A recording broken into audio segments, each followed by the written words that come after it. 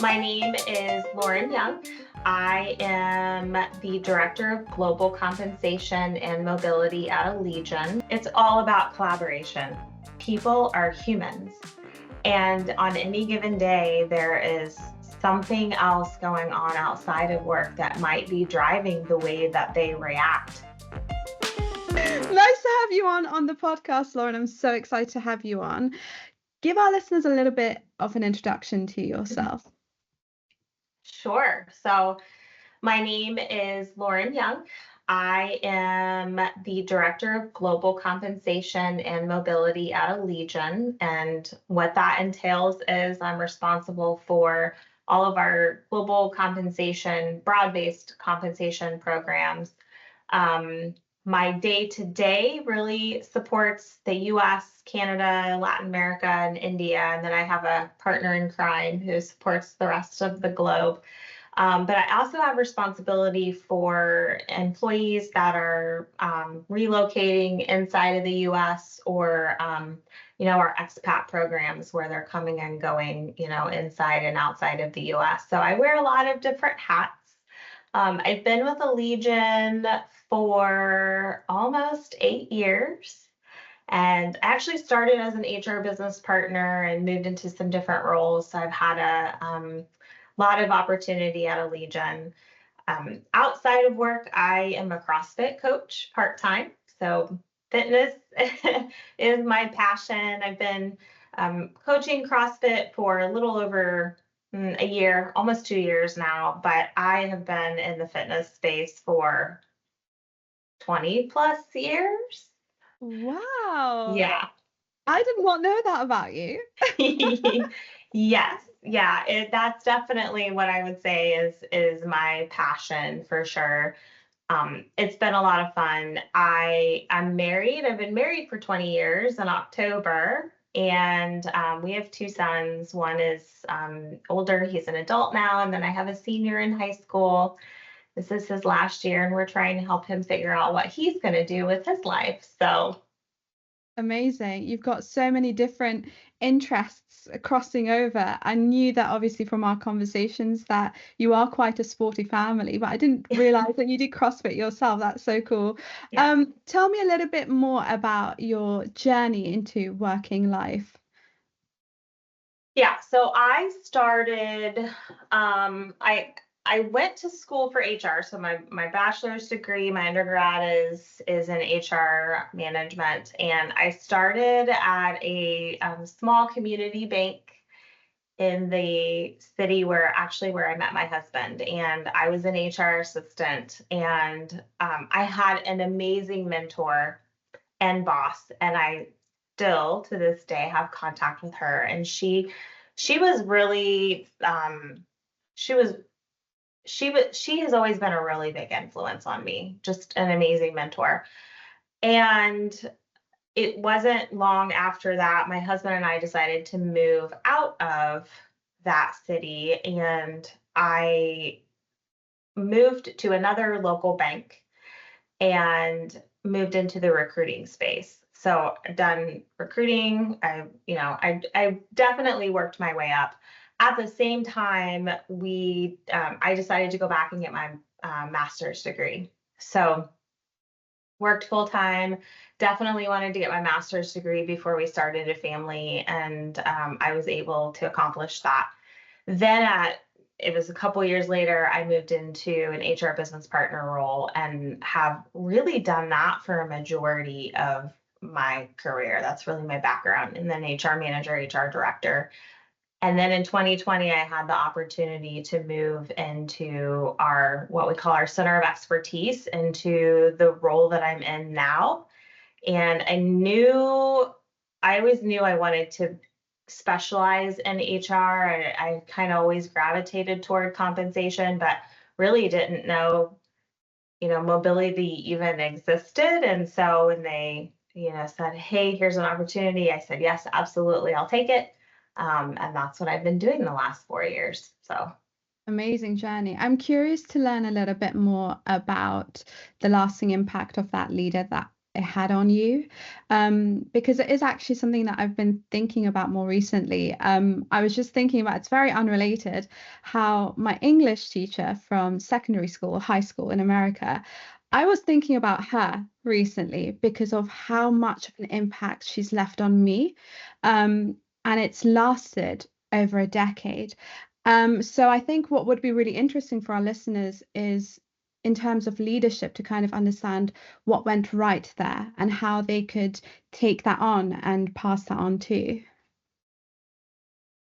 She not only did she teach me about HR, just the fundamentals of being in HR and more so the tactical stuff that you have to know, but she also taught me that HR is definitely not black and white. Yeah. And she taught me, I think at looking back now, not at the time, I obviously did not recognize this at the time, but looking back, I think what she taught me was how to be authentic because she was not a traditional HR practitioner. When I started in HR, it was very much like, personnel and Yeah. very I don't think HR at the time there was a good perception of HR. I think that has definitely changed over the years for sure. But she was someone who was not afraid to she was not afraid to speak her opinion. She was also very well respected because she knew the business. Yeah. She had a seat at the table. She knew the business. She knew, we worked in a bank. She knew very well a lot of the jobs. She could speak about the finances. She was she had a great business acumen, and I think that she was also just a very untraditional. She liked to have fun. Yeah. And we were in a bank and we had a dress code at the time, right? And she respected all that, but she also really liked to have fun at work. And so I think looking back, she is the one that taught me that, hey, you don't have to have this facade of who you are at work. You can be your true authentic self. And back then that was I sound like I'm very old, right? No, you don't. I I keep saying back then, but back then, which it 20 plus years ago, that was very different. There wasn't quite this mesh of your personal life and your professional life, but she set a good example for that even that many years ago. So That's so fascinating. And I think it just goes to show it's the leaders that need to create the space for people to bring their authentic selves because it's very difficult for it to be the other way around. So that's wonderful that you had that experience. I know that not everyone does have that, so it's a wonderful lesson to take on. What would you say are some of the main drivers for your career decisions? Because I know you had a bit of like changes and you went and did a master's. I'm always curious to know what the pivotal moments are and what caused that decision to come to play. when I was younger, it was financially driven Right. because I wanted to make more money. I wanted to grow my career. As I've gotten older, I realized that it is more about it's less about the opportunity in terms of making more money and more about the opportunity to learn new things. Hmm. And I think you and I talked about this over the phone the first time. If you're familiar with Clifton Strengths, I have learner number one, which explains why from when I was very young, I read books all the time. I love reading. I loved school. Even before we were in school, my brothers and I were playing school.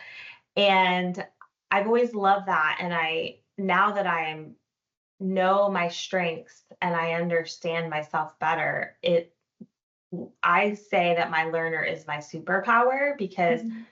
um, if I don't know how to do something, my learner gives me the confidence that, hey, I don't know what I'm doing here, but I'm gonna go figure this out. Like I'm gonna go learn. I'm gonna go learn how to do this. And that has been, I think, really critical for me and moving around into these different positions where I didn't know what I was doing.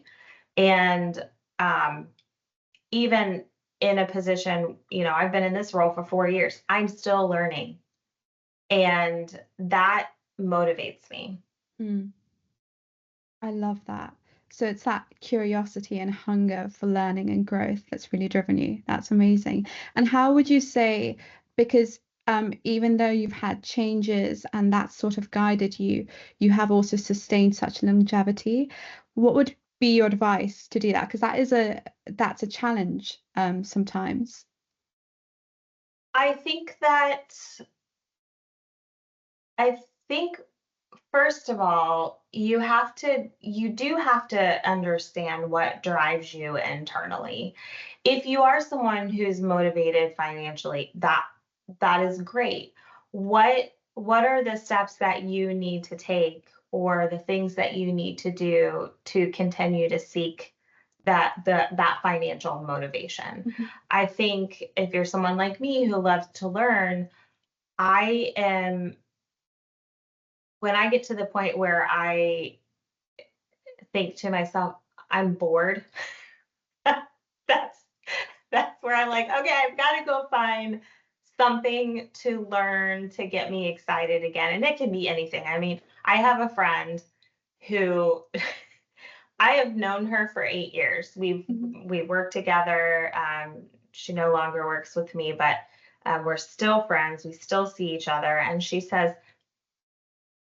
as long as I've known you, sometimes you're like an onion. We peel back another layer, and I learn something new about you because you have all these different facets. And that really is my learner. If it's something I'm interested in, I'll just go learn about it. And I think if you are someone like me, where that's your motivation, you rather than me leaving and saying, I'm going to leave my organization, I'm going to go over here and go to another organization so I can learn a new job. No, be vocal about what it is to your leader that motivates you and be clear and talk through with them. This is my motivation. This is what I would like to do going forward.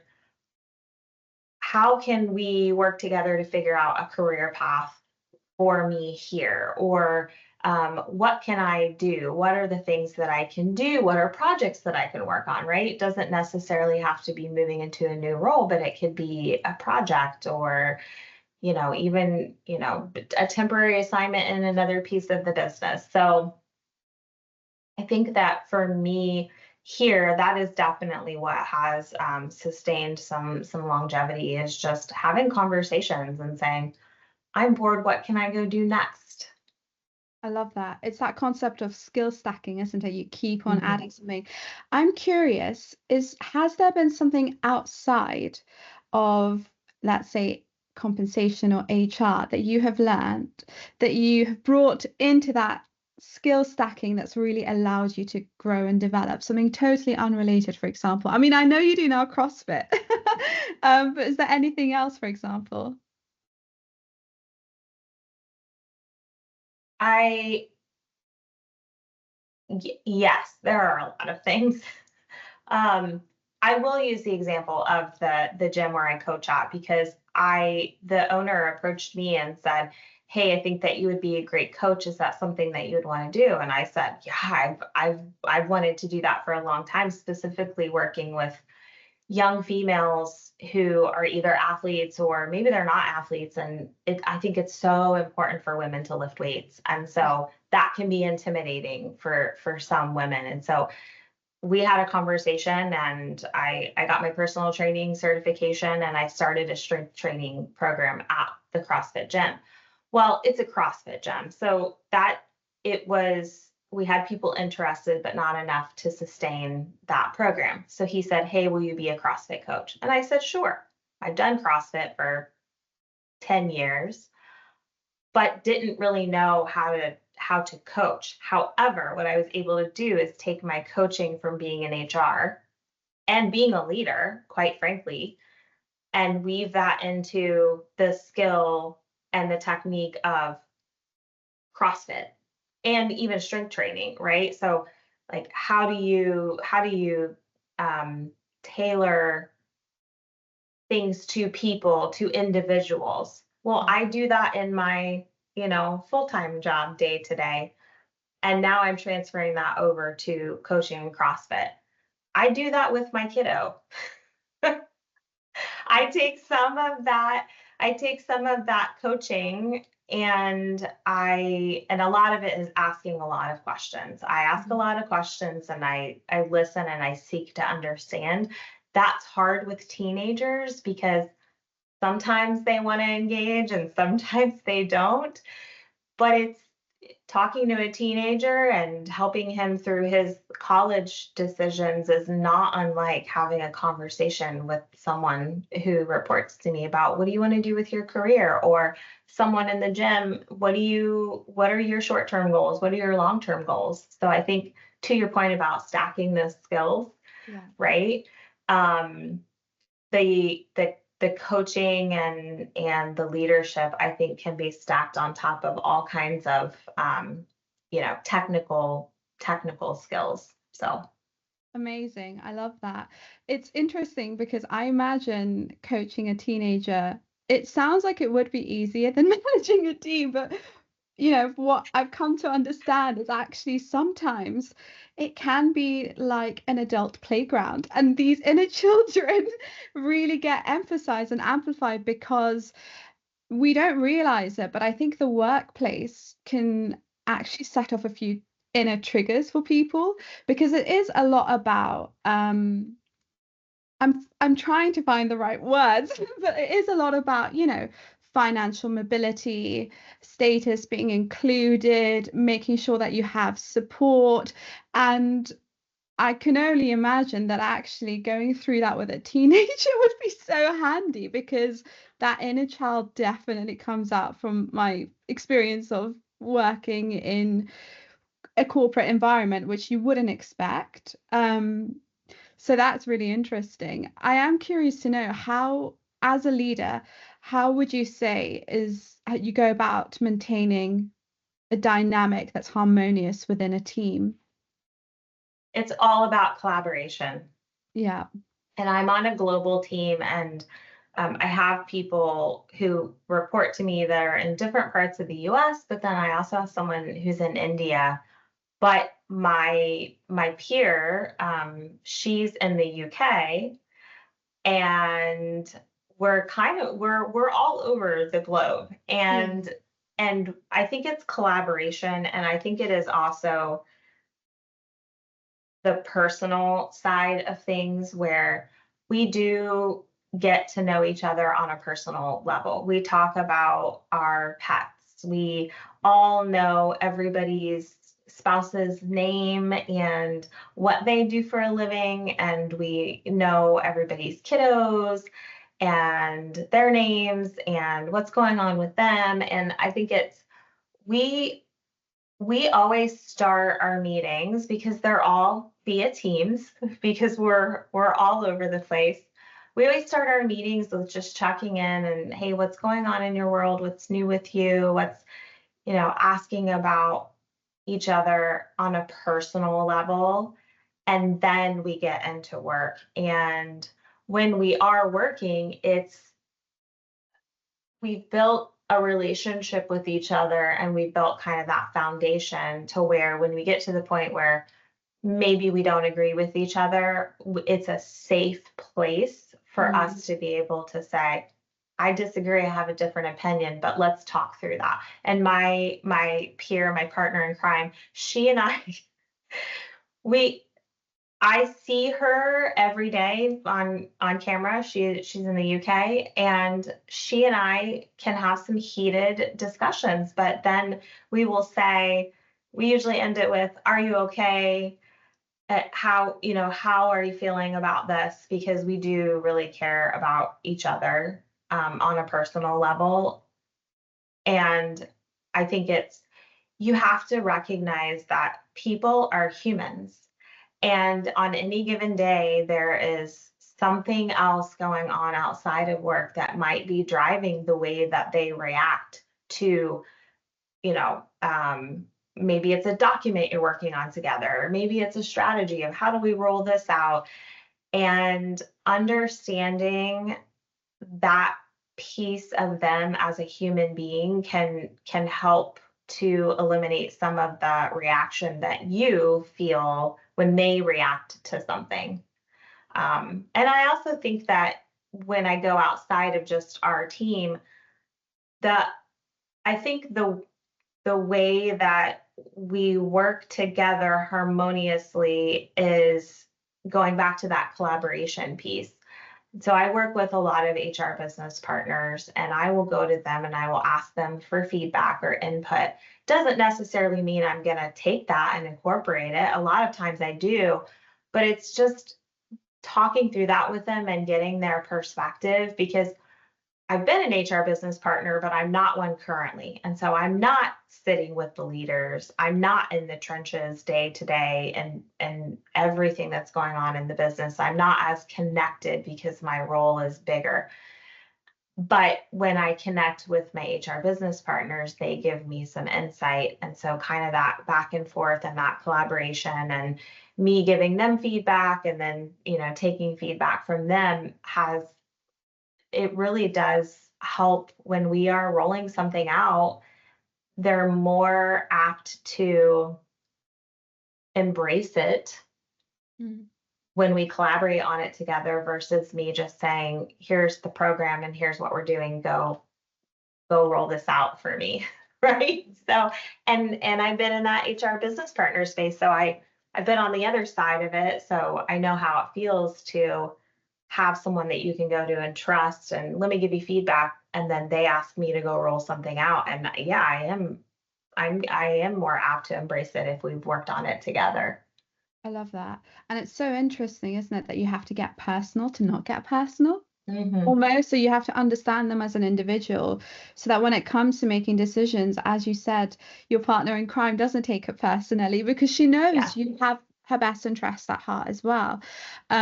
And it's also interesting that you've mentioned, you have that level of empathy because you understand what it's like to be in that position in a Yes. previous role, which is really important to note.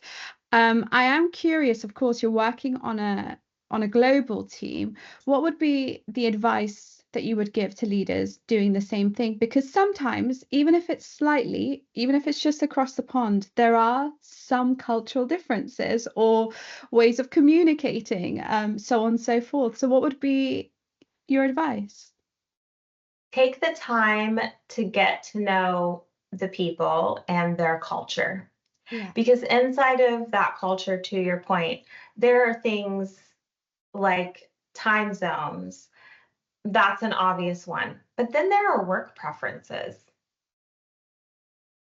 You would be surprised at the various differences across the globe in terms of, some people are very, laid back and take their time, and then others are go, go, go, go, go, right? And so you have to understand culturally what that looks like. And then you have to be willing to be flexible and do what works for them. Sometimes certain cultures need a little bit more time to, I would say, um, analyze or embrace or kind of language. That's another piece of it too. How is my message getting across to them? Is it landing how I want it to, or are they interpreting it in a different way? And so something as simple as a time zone. I have someone for me who works for me in India. I also have HR business partners I support in India, and sometimes I am on calls at 6 a.m. or 6:30. Sometimes they will join a call with me at 9 a.m., which is a little, a little bit later for them. on Monday, we have a global call at 7:30 p.m. because we want to be able to connect with our partners in Asia Pacific.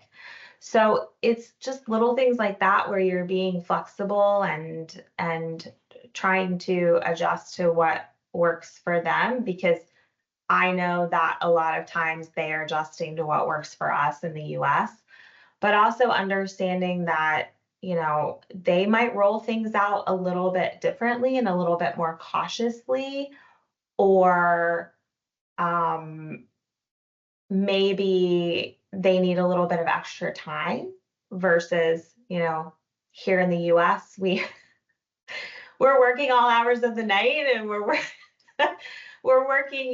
so hard, and we're hustling. And I just think that it is interesting for me to understand and learn the culture and how people work across the globe, and then take some of that and say, how can I incorporate a little bit more of that into how I work. um, so again, that's a little bit of my learner, as well. And so yeah, I think it's so important to, again, get to know the people and then be flexible, be flexible and collaborate and be caring. I'm curious to know if there is something that you've learned from another um, part of the world culturally that you've worked with them that's been different, that you've incorporated, as you said, into your own working life, that's enhanced it and enriched it. Because I know I put you on the spot there. I'm curious. So before just putting you on the spot, I will give an example. I predominantly work in the US, but I've worked in the UK and and Germany before, in the German market, and it's very different. And of course, I have to be careful not to stereotype, which is so important, because you can't just make generalizations. But generally speaking, there are differences. Even having worked in Spain and France before, it was a Mhm. lot slower to get things done. Even opening a bank account in France and Spain took months. And it does take adjusting. So more recently, I went back into the European market. As I said, I do focus predominantly in the US. And I had to call my partner and say, because we're both used to working in that part of the world, and I just said, God, it's so different to working in the US. Like it's like I think I need to adjust, because I'm always taken aback, and actually that's a me problem. I haven't had the time to adjust to them and their style of working, and I'm coming in very US, and it's probably needing a little bit of adjustment to make it work for both parties. Um, so I'm curious to know if you've had a similar experience, and whether, it's had an enriching experience for you, for example. Yes, I would say, and this is my own opinion, and this is not meant to be a stereotype whatsoever, but Yeah. I do think that European countries specifically put a very high emphasis on family and um, time spent with family. And while that's always been very important to me, I look back to my earlier career, and I did spend some time, more time working when my youngest son specifically was very young, where looking back, I wish I would not have done that. Yeah. I wish I would have done things differently. And I think the US has a hustle culture, but I also think the younger generations are challenging that. And I like seeing that, because at the end of the day, you're I love my job. I absolutely love it. But I love my family more. And with my son being a senior, he's going to be out of the house in less than a year. And so I'm really taking the time to be present and enjoy the time that he is here.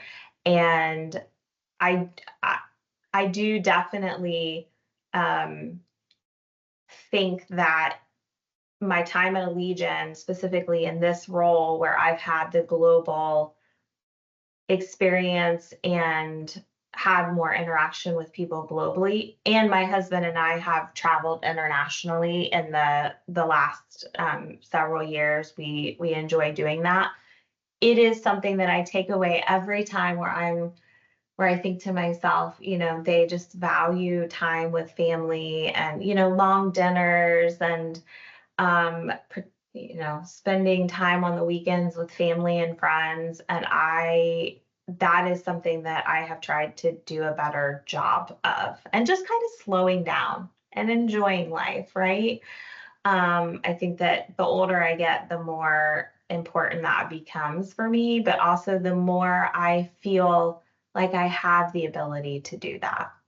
Mm. That's a wonderful thing to kind of come and understand.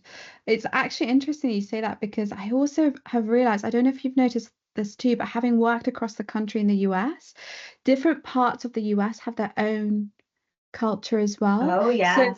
So that element of family and so on and so forth, I've noticed in certain parts a lot more than other parts too. Yeah.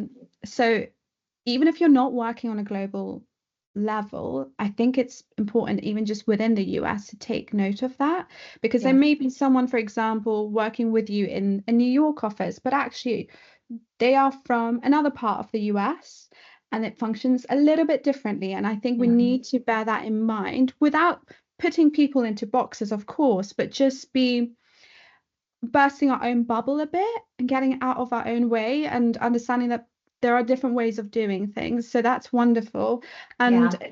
it's so lovely that you've shared that. And I appreciate that. I also know that we're coming towards the end of the podcast. If there is, for example, something that we haven't covered or you want to mention that, let's say, I've forgotten to ask about for whatever reason, feel free to say it here. There is one question that I ask every guest, and that is, give me one decision that you made in your career that has had a defining impact. Years ago, I made the decision to set boundaries to protect my time, specifically with my family.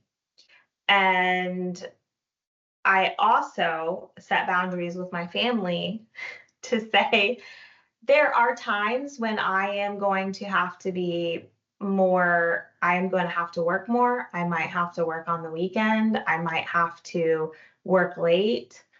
I think making the decision to set the boundary, that was really difficult for me, someone who's a go-getter, who's constantly doing something and was definitely a part of the hustle culture. Probably still am. But I just found that for my own mental health, I had to do that. And it was a little bit scary at first because you wonder if at work, is that going to hinder your ability to grow in your career? And I don't think that it has. I think that it's actually been better because I'm a better person when I show up at work and when I can say, okay, right now I have to, this is a season in my life where I have to do more at work, or I have to be here, or I have to travel, or I have to, you know, work on the weekends or whatever. And then there are seasons where I have to say to work, hey, I've got to be present for my family. I need to be there. We have these things going on. You need to know that these things are happening in my personal life, and that in the background, it does impact me at work. And I'm very fortunate to work for an organization that understands that. And we have great leaders that understand that. And so what I would say to others is, don't be afraid to set boundaries where you need to. Just explain as much as you can or as much as you're comfortable to the people who need to know what those boundaries are. And be open and vulnerable and authentic and truthful around here's why I'm setting these boundaries, and it might be for a very short season or it might be for a very long season, but at the end of the day, um, it's probably going to be not only really good for you but good for the people around you, and model that. Because if if I say to my team, hey, here's kind of what's going on. I just want I want you all to know here's kind of some things going on in the background. I need to be able, and my then that gives my team permission to hopefully feel open to come to me at some point and say, I've got this going on and I need you to know this is going on in the background. I need to set some boundaries and I need to pay attention over here, whatever that looks like. And I also know then at some point that they're going to have seasons where they're able to give more at work. So I think don't be afraid to do that. Be open, be truthful, model it well. And I think it's like I said, I think the younger generations are doing a good job of pushing those boundaries and setting boundaries better than probably my generation and generations before me. But I think I think it can be very positive. Absolutely.